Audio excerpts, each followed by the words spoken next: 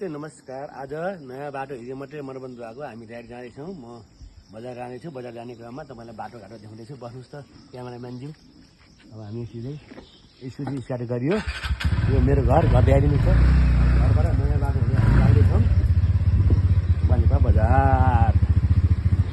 यो उरातारा मार्ग यसलाई भनिन्छ, उरातारा मार्ग। अब आइदियो भन्ज्याङको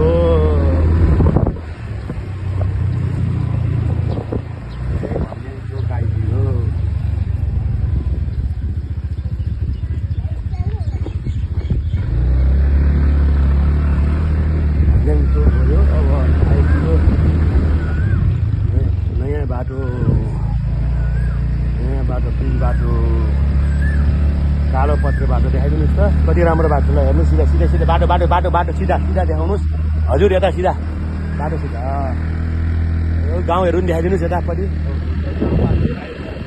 देख्न सक्नुहुन्छ ल। यता पनि देखाउनुहोस् सिधा। ओहो यो मात्रै निर्मित नयाँ बाटोमा राइट। फेरि यो बाटो गयो, बाटो गयो हरियाली जङ्गल बनेपाको अनेरीको हाइवे देखाइदिनु। तल अनेरीको हाइवे बाटो पनि छ तल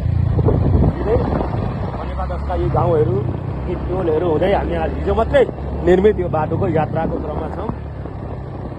यसरी यो बाटो हिजो लगभग 700 निर्माण भएको छ। सिधा देख्न सक्नुहुन्छ, सिधा देखाउनु। त्यता जङ्गल पनि देखाइदिनुहोस् त हजुर।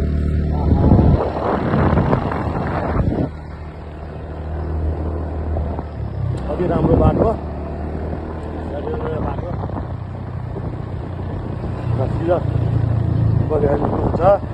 अब यो ब्लग पनि अन्त्य अन्त्य हुनला। हाम्रो यो बाटो अन्तिम हुनला। यो ठ्याक्कै यो चोकसँग हाम्रो हिजो गाउँ टोल समाजसँग ठ्याक्कै सिधा सिधा बाटो भएको छ।